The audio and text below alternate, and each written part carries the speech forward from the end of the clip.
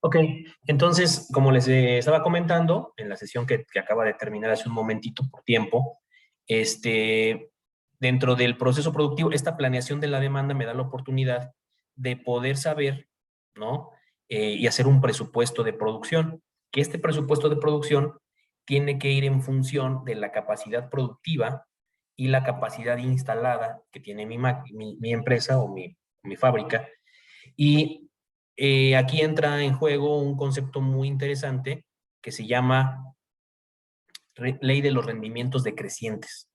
Y es importante entender qué es esto porque no necesariamente el producir más, ojo con esto porque es interesante, no necesariamente el producir más me va a generar mayores ganancias. Eso está relacionado justamente con la capacidad instalada y la capacidad productiva de las máquinas y de las personas. Hay veces que el producir un producto más me genera pérdidas. Porque ahí les voy a decir por qué. Si yo tengo una capacidad instalada, por ejemplo, si yo produzco, vamos al ejemplo de extintores, que es digo, donde yo en algún momento me he desempeñado como gerente de una planta de producción. Eh, Tenemos una capacidad para producir a lo mejor 10,000 extintores con un uso de la mano de obra y de la materia prima y de las instalaciones de la empresa a un 80%. A lo mejor yo puedo fabricar 15,000 o 12,000 utilizando el 100%. Pero cuando yo empiezo a fabricar 12,001, o sea, una pieza más, ya empiezo a generar más gastos. A lo mejor tiempo extra, a lo mejor estoy utilizando más energía eléctrica o estoy utilizando energía eléctrica en un horario donde es más cara, ¿no? Porque han de saber que, por ejemplo, las tarifas de Comisión Federal pues se miden para las empresas en horarios, ¿no? Y hay muchas empresas que trabajan en horarios todo el día y la luz es más cara para ellos. Entonces, si yo produzco una unidad más, yo produzco una unidad más de eso, me va a generar ya pérdida o me va a generar mayor gasto. Entonces, yo debo de tener bien identificada cuál es mi capacidad instalada y cuál es mi capacidad productiva. Hasta dónde puedo yo trabajar sin necesidad de crear o generar un gasto más. A eso se refiere el hecho de este punto que estamos revisando, en donde hablamos de la planeación del producto y de la planta. En el producto como tal, pues vemos que la planeación inicia desde el diseño o desde el requerimiento del producto. Cuando hablamos de un requerimiento de un producto, hablamos de que la sociedad o un segmento de la sociedad necesita un satisfactor. Y ese satisfactor es un producto, es un bien o un servicio. Entonces, a partir de ahí, inicia la planeación del producto. Después entra obviamente un proceso de diseño, que ya lo veíamos en el tema anterior. Entra un proceso de diseño y de ahí entra a un proceso mercadológico también, porque no necesariamente todo es productivo. Tenemos que echarle vista a las partes mercadológicas y administrativas, que el mercado nos diga si podemos nosotros llevar a cabo la venta de ese producto de manera correcta. Y ahí utilizamos algún tema que ya es de tiempo, pero se sigue tomando en cuenta. ¿Alguien de ustedes conoce las 4P de la mercadotecnia?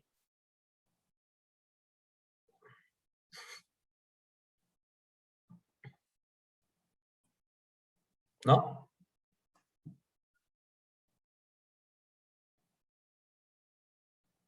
¿Sí o no? ¿Siguen ahí o ya se fueron? Hola, hola. No, profe, yo no me acuerdo. ¿No? Ok. Las 4P de la mercadotecnia es precio, plaza, producto y promoción. Ese análisis de esas 4Ps de la mercadotecnia, hay otros factores que bueno, son más complejos de analizar, pero vamos hoy a tomar en cuenta nada más estos las 4P de la mercadotecnia. Precio, plaza, producto y promoción. Tienen que ver con ese análisis que les digo. O sea, ya diseñé el producto desde el punto de vista de ingeniería, desde el punto de vista operativo, pero ahora necesito ver si ese producto se va a vender y qué tanta aceptación tiene hacia afuera para entonces yo modificar mis líneas internas de producción y ver si voy a tener el alcance suficiente para poder producir esa cantidad de producto que me está solicitando la sociedad o ese segmento de la sociedad. Precio, pues para saber hacer un análisis versus mis competidores para ver qué precio voy a otorgar. Es precio, producto, las características per se del producto, la composición, la configuración, el diseño, lo llamativo que pueda ser el producto, plaza, en qué lugar lo voy a distribuir. Esto ya me está hablando de un tema de logística y distribución, que como les digo, se va haciendo más interesante porque más adelante nos va a llevar a la gestión de la cadena de suministro. Y la promoción. Muchos pensarán, es que promoción es 2 por 1, no, nada de eso. La promoción es cómo le voy a dar vista a mi producto, cómo voy a promover el consumo de ese producto a través de los medios digitales, de los medios impresos, a través de una recomendación boca en boca, etcétera. Entonces yo tengo que tomar en cuenta todos esos elementos para ver si internamente voy a tener la capacidad de respuesta a todas esas necesidades detectadas en el proceso mercadológico. ¿Sí queda claro? Entonces, aquí vamos viendo cómo la parte operativa no solamente está solita, o sea, no nada más es operaciones y ya, no, sino cómo se va mezclando o se va conjuntando con otros departamentos de la organización, de tal manera que el proceso se vuelve multidepartamental o multidisciplinario. El proceso productivo no es meramente un proceso que tenga que ver con ingeniería, con calidad y con producción, no. También tiene que ver con contabilidad, con administración, con finanzas, con recursos humanos, con tecnologías de la información, ¿no? Y hay muchas máquinas que se trabajan hoy en día a través de computadora, entonces pues eso nos va a generar una serie de multidisciplinariedad en el proceso. Y cuando hablamos de el tema de calidad, obviamente es, acuérdense, es garantizar o asegurar que todo el control de calidad que se da desde el inicio del diseño hasta todo el requerimiento de materiales y todo eso se va dando de manera adecuada. Este proceso de CRM es interesante para que ustedes vayan si quieren tomando nota.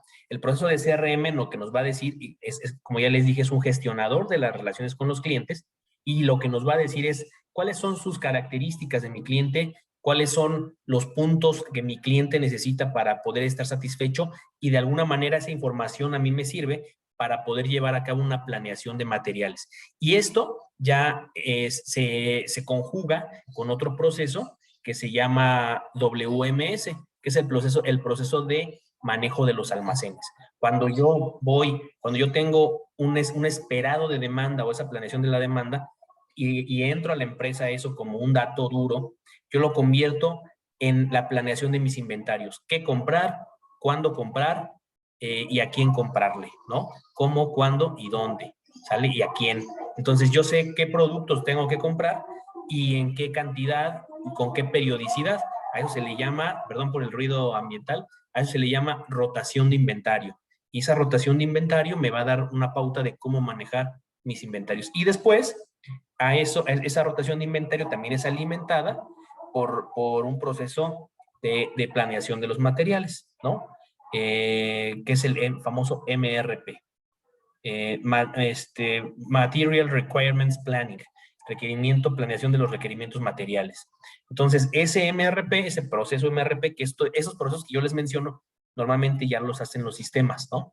Pero esto me sirve para decirle al almacén, a ver, yo voy a producir esto, el cliente me está diciendo que va a ocupar esto, yo voy a producir, yo explosiono los materiales, yo te estoy diciendo a través de esa listita que ya tengo, ¿no? De cuánto me llevo para producir una pieza de cada una de estas, lo multiplico por la cantidad de piezas que voy a producir y hago la solicitud de los materiales a los almacenes. Y ellos pueden hacer una compra, pueden hacer un requerimiento, pueden hacer una orden de compra como se conoce normalmente, etcétera, ¿no? Entonces vamos viendo cómo se va manejando.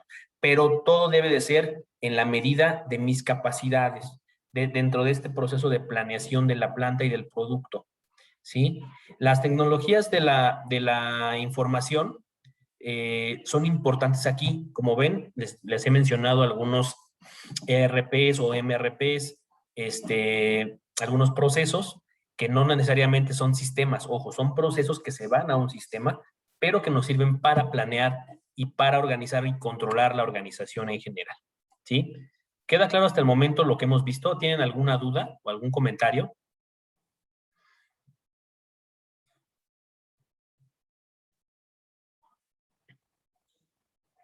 ¿no? Continuamos entonces. Creo que Valeria tiene algunos problemas de conectividad. No te preocupes, Vale. De todos modos, como les digo, la clase está siendo grabada, la otra ya se procesó. Voy a subir los videos a YouTube. Tardan un Ah, poquito, pero se los voy a subir.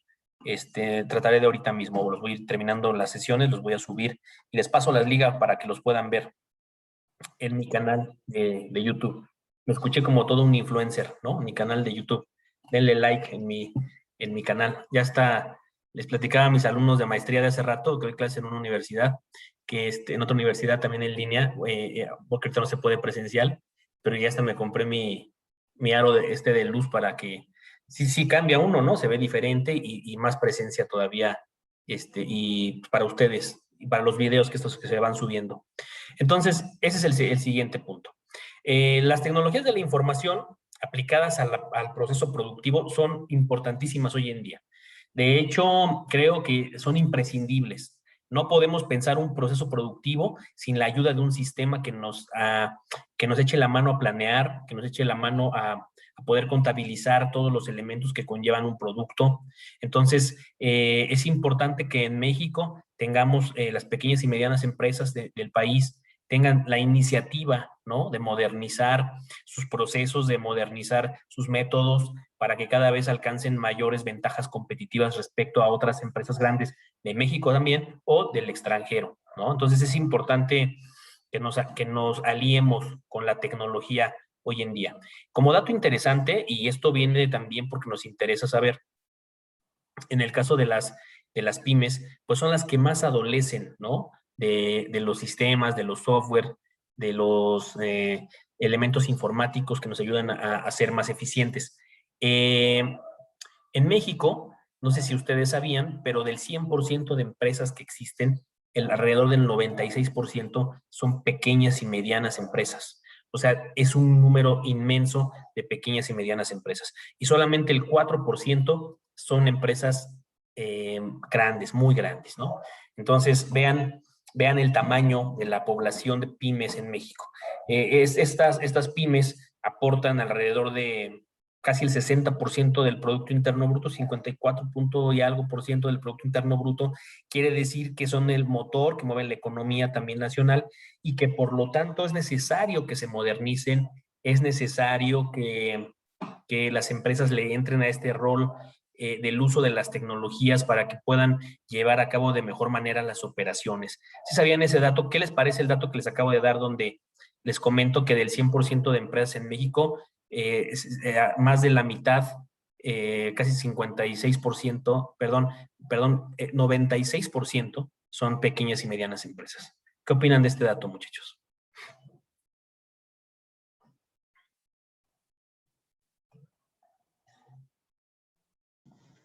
Pues es un dato como así de que, pues bueno, yo pensaba, en lo personal, yo pensaba que era al contrario, de que las empresas, pues las grandes empresas eran las que predominaban en el comercio y así.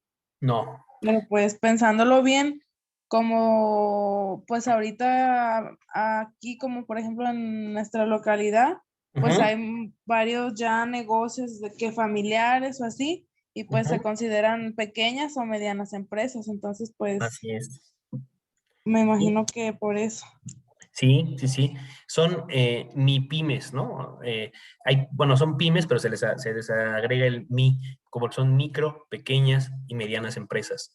Pues son muchas, ¿no? Son muchas en el país, y cada año nacen y nacen y nacen y nacen pymes, cada año cada vez más, pero también así mueren pymes, es lo preocupante, ¿no?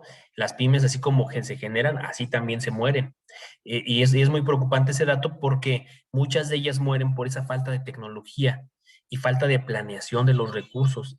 En esta época de pandemia, muchas empresas tuvieron que cerrar sus puertas porque la deficiente planeación que tienen o el deficiente uso de los recursos tecnológicos no les permite salir adelante.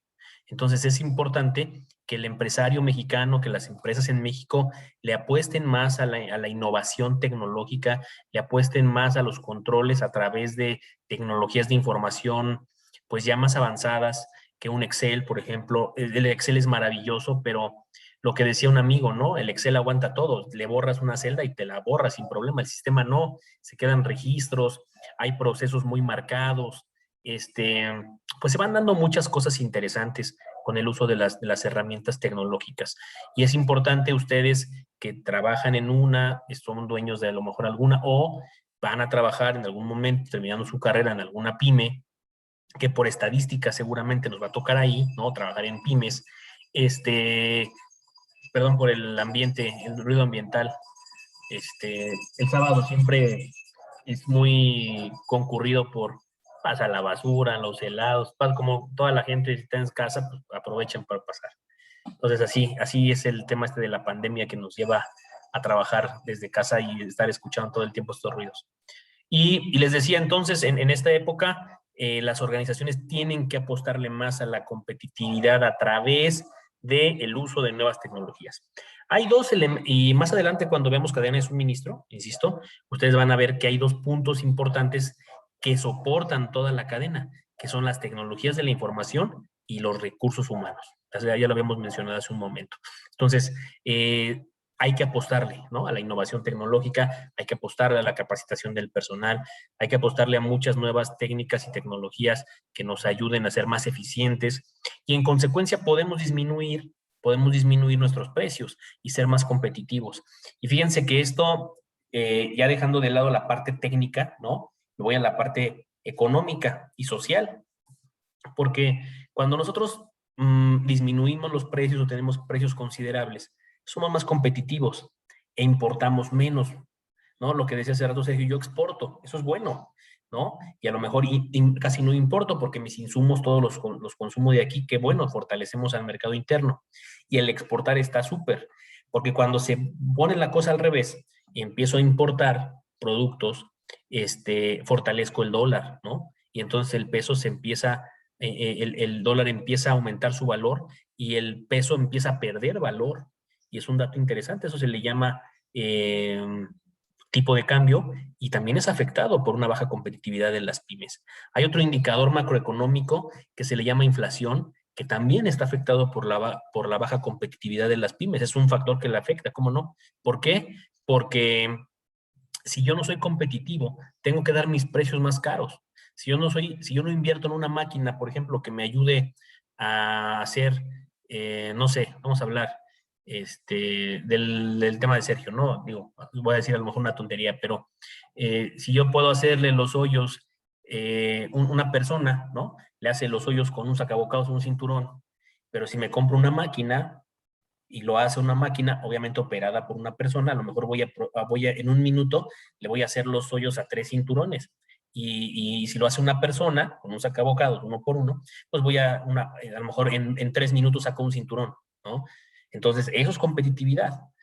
Como ya puedo producir más con menor recurso, con el mismo recurso, con una sola persona, pero ahora esa persona opera una máquina y esa máquina me saca 3 cinturones, pues mis precios pueden ser muy, muy razonables y la inflación disminuye. La inflación es un concepto que está definido por el alza generalizada de los precios.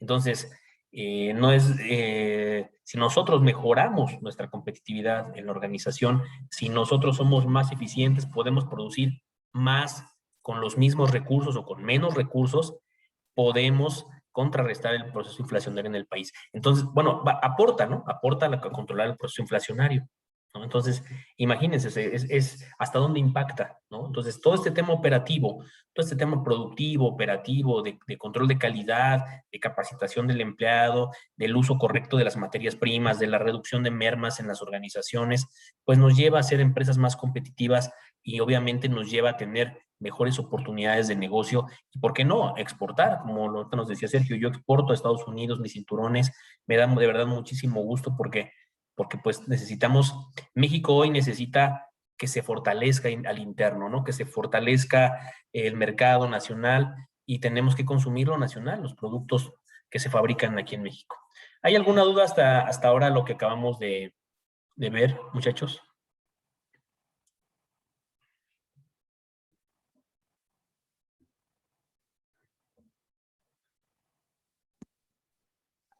No, profe.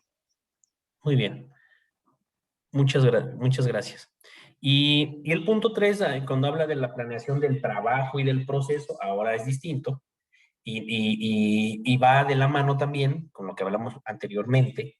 El proceso productivo, plasmándolo en procesos, ¿no? De gestión, procesos productivos, ya como una serie de pasos ordenados, que es un proceso. Un proceso se define como la serie de pasos ordenados que se llevan a cabo para cumplir alguna actividad o para cumplir una meta. Son importantes. No podemos pensar en una planeación productiva, en una planeación financiera, sin contemplar procesos. Contemplar procesos que vayan de la mano con el trabajo. Habla aquí este tema también de la motivación. Y fíjense que muchas organizaciones, muchas empresas todavía toman el tema de la motivación como algo accesorio, como algo no tan relevante. Y yo les podría decir que es al contrario, yo creo que es uno de los primeros puntos en los que debemos de enfocarnos en la parte directiva. Nosotros como directores de un equipo, como directores de un staff, debemos de preocuparnos porque la gente esté primero motivada. Una gente desmotivada, una persona desmotivada, pues no te va a generar mucho, ¿no? Las personas deben de estar siempre motivadas para que puedan rendir, para que puedan desempeñar un buen trabajo. Esta motivación, pues obviamente también se da por la parte salarial. La revisión salarial que se lleva a cabo en las organizaciones, pues tiene que ser en función de las actividades que realizan las personas. Por eso es importante que cuando hablamos de la planeación del trabajo, de la identificación de los procesos que llevan a cabo los trabajadores, hablemos de un perfil de puesto y de una descripción de puesto, para que podamos darle al trabajador, de acuerdo a sus actividades, un salario que sea un salario de mercado, un salario que esté con base en el análisis de otras empresas que se dedican a lo mismo y que esas posiciones hacen lo mismo. Sí queda claro, es como un estudio de mercado salarial. Su nombre correcto es un benchmarking salarial. Entonces, ese benchmarking es esa comparativa, ¿no?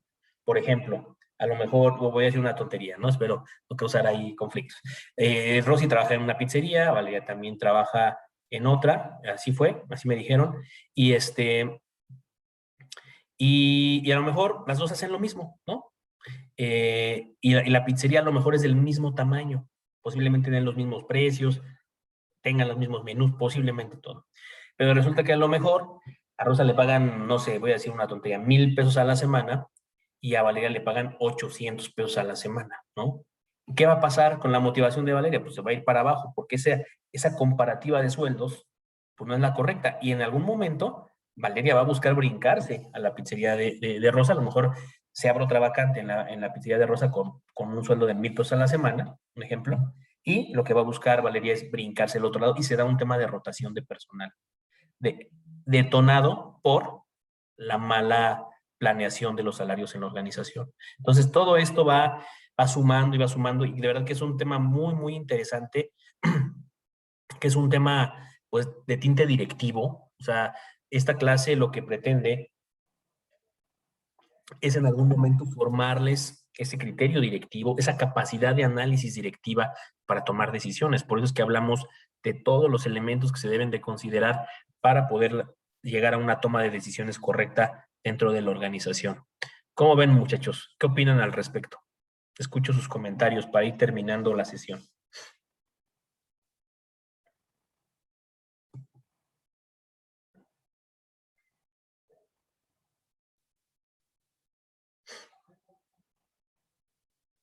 Los escucho.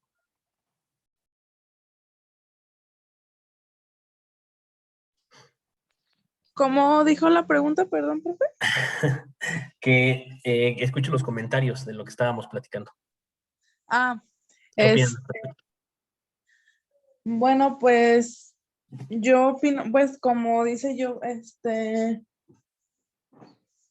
son, a lo mejor para algunas empresas son, como puntos que no los toman en cuenta para poder, pues, superarse, ¿no? O hacer crecer la empresa.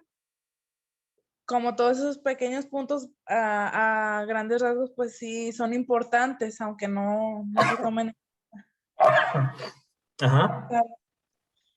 Y pues está bien saber estar informados y así en algún momento que nosotros tengamos la oportunidad de poner nuestra propia empresa o de subir de puesto en donde trabajamos, pues a tener estos conocimientos para ayudar a crecer el negocio. Así es. Muy bien. ¿Los demás? Bueno, yo quisiera dar un ejemplo mío. Ujú, En mi caso, por ejemplo, aquí hay muchos talleres de cinturones y ajá, pues la gente, la mayoría, se dedica a eso. ujú, Yo tengo una prima que que trabajaba en un taller de cintos y me decía cuánto ganaba. ujú, Yo hace tiempo, entré en uno y como que no iba muy motivada por la paga que me decía que le daban a ella. ujú, Pero yo entré a otro, entonces a mí me pagaron más y como ujú. que me empecé a motivar. Y pues entonces es como dice, el dinero la pagas y te motiva. Me motivé, le eché más ganas y al poco tiempo me aumentaron más. Entonces como que eso mismo te va motivando y sigues todavía produciendo más y haciendo pues que la misma empresa crezca y te van pues en cierta forma agradeciendo. Claro, claro, es crecimiento y se va midiendo, ¿no? Y es bueno eso, porque al final de cuentas, pues de alguna manera se va reconociendo el trabajo de las personas y se va motivando a la misma gente para que vaya saliendo adelante. Y obviamente la motivación salarial, pues es vital, ¿no? Es importante, o sea, no creo que nadie que le digan, oye, ¿quieres ganar más? No, yo con eso estoy perfecto y no me interesa ganar más. Pues no, siempre buscamos tener un mejor beneficio, es importante. Muy bien, ¿alguien más? Sí, profe. Sí. Bueno, bueno, yo también lo he puesto mucho en práctica yo ahí en el taller, ahí con los trabajadores, de motivarlos más que nada, ¿verdad? Y a Ujú. veces ya motivándolos una vez, solos ellos mismos van, ya no ocupas de otra vez, sino solo van a más ellos solos, no ocupas de estarlos esforzando o te voy a dar más, y ya ellos, sus principios van dándole más. ¿Verdad? ¿Cómo se puede decir? Pues una sola motivación que les das o algo, si les das un apoyo más en su dinero, por decir, en su sueldo, lo subes o algo,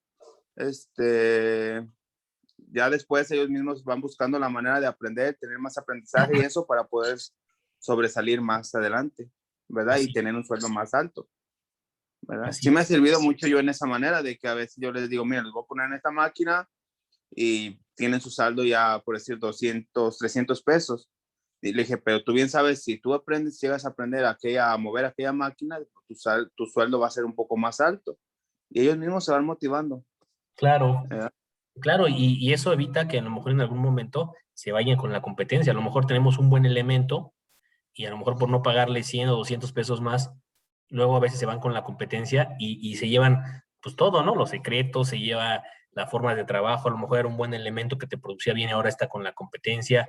Entonces, pues ¿para qué? O sea, aquí es mejor conservar a la gente que se tiene, siempre y cuando sea gente buena, obviamente, ayudarle a que crezca y siempre estarlos motivando. Eso es importante y es una labor muy padre. Por eso es que estos temas a mí no me gusta abarcarlos nada más desde el punto de vista técnico, sino todo el contexto económico, social, personal, de recursos humanos, de la importancia de la gente. Para mí, una de mis premisas es la gente es muy importante en las organizaciones. En la empresa donde trabajo, ahí me toca dirigir, creo que son como 60 personas también, y trato, ¿no? Trato de siempre motivarlos, trato de incentivarlos, de ayudarles a crecer. Hay gente que no se deja, y eso es muy respetable, ¿no? Y hay de todo tipo de gente. Hay la gente que le gusta trabajar, hay la gente que no le gusta trabajar y que ellos están conformes con una posición y conformes con un sueldo. Desgraciadamente no se puede hacer mucho, pero también, como dices tú, Sergio, hay gente que ya no es necesario estarles diciendo, sino que ellos solitos van buscando, van buscando, van buscando y se van impulsando solitos, ¿no? Entonces eso es padre porque, pues imagínate, ¿no? La gente crece y la gente le echa más ganas y se vuelven leales a la empresa y hoy créanme que la lealtad es algo necesario en las organizaciones porque pues hay gente que no es leal o que tú como empresario, como jefe, no generas esa lealtad y es gente que a lo mejor en algún momento pues no es mala, no es mala onda lo que voy a decir, pero a lo mejor te llega hasta a robar, ¿no? Llega a perjudicar el ambiente dentro de la empresa y se vuelve muy complejo, ¿no? Se vuelve muy complejo y es muy costoso. En dinero eso cuesta. El que una persona te genere un mal ambiente de trabajo, híjole, es costosísimo. Muchas organizaciones no se dan cuenta de eso, pero una persona con una mala vibra, por así llamarlo, ¿no? O con una mala actitud y que te empiece a contaminar a las demás personas, eso tiene un costo monetario y un costo monetario muy alto. Entonces, híjole, o sea, está cañón. Pero qué bueno que lo tienen bien identificado, me da gusto. Espero que en esta sesión hayamos abarcado y hayamos despejado muchos de los temas. El siguiente sábado vamos a tener otras 2 sesiones para abarcar otros temas restantes y seguramente vamos a tener otra sesión entre semana de 1 hora, más cortita para que podamos terminar, ¿no? Me dio mucho gusto conocerlos, no los conocí en persona, ahorita ya los estoy ubicando. Cualquier duda, por favor, pues estamos para servirles. Me faltaron algunos, creo que por ahí está Sergio, son como 7 los que tengo registrados en la página, de hecho aquí lo tengo abierto. Son como 7 alumnos, ojalá, insisto, esto lo voy a grabar, está grabándose, ahorita ya lo subo a YouTube y lo van a tener ustedes para cualquier consulta. ¿Sale? ¿Están de acuerdo? Sí, está bien, Sí, profe. está bien, profe. Bueno, ¿de dónde son todos? ¿Del mismo lugar de Jalisco? Ya. Atoyac. Yo estuve hace muchos años, estuve trabajando en Lagos de Moreno. ¿Qué tan lejos está de ahí?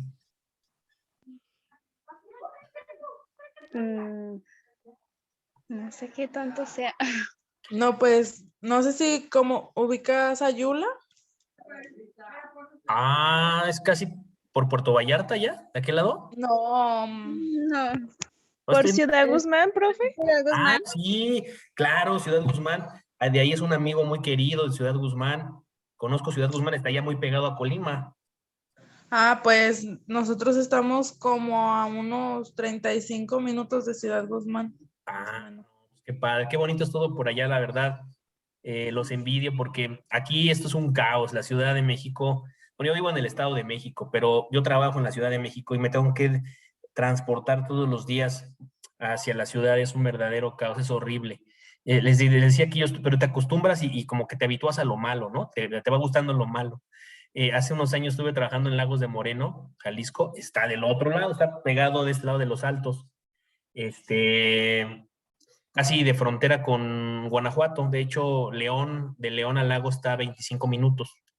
Esto está del otro lado, ¿no? Del estado de Jalisco. Y créanme que es un lugar muy bonito. Mi abuela era de Arandas, ¿no? Por eso a mí me gusta mucho ir para allá, para Jalisco, Guadalajara. Por trabajo voy mucho a Guadalajara, también voy a Lagos. He visitado Arandas, he visitado Ciudad Guzmán por un amigo que les digo muy querido. Entonces, pues muy padre se vive allá. Pero fíjense, cuando uno se va para allá se aburre porque se acostumbra uno al canijo tráfico, que es horrible.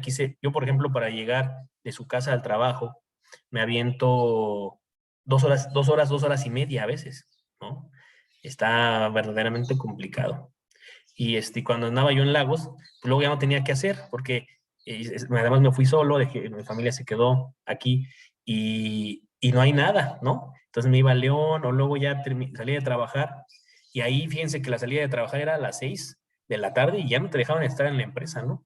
Y yo decía, ¿y ahora qué hago? ¿No? Aquí es distinto, aquí el trabajo se acaba a las 10 de la noche, ¿no? O sea, yo sigo en la oficina a veces luego 9 de la noche, 9:30 de la noche. Entonces, pues te acostumbras como dicen, te acostumbras a lo malo, desgraciadamente. Pero he ido por allá y la verdad es que se vive muy a gusto, ¿no? Se vive muy, muy a gusto. Y mucha gente de allá se ha venido para acá y no se halla, porque la vida aquí es muy, muy rápida, ¿no? Todo el tiempo estresado, tráfico, feo, feo, feo. Pero bueno, qué bueno, los envidio, la verdad, que estén en un lugar muy bonito y qué bueno, me da mucho gusto conocer también gente de allá. Entonces, pues muchachos, muchas gracias. Gracias por su tiempo y es sábado, yo sé que es complejo, pero les agradezco su tiempo, su disposición y el próximo sábado nos estaremos conectando en la misma dinámica de 4 a 6 o a qué hora son ahorita, son 5:17, más o menos hora y media, ¿no? Vamos a estar agarrando. Desgraciadamente ahora ya se va a acabar esto, Zoom te da 40 minutos, y bueno, es complejo estarlo cortando y abriendo otra vez. Pero bueno, muchachos, muchísimas gracias. ¿Algún comentario? Les mando un saludo. Gracias, profe, por la Gracias, profe. información. Les mando un saludo, les mando un abrazo. Gracias. Cuídense Gracias. mucho. Igualmente. Cualquier cosa, Igualmente. estamos en el WhatsApp. Cuídense mucho. Gracias. Gracias, profe. Hasta luego. Un Sí, gusto. gracias. Hasta Hasta luego. luego. Bye.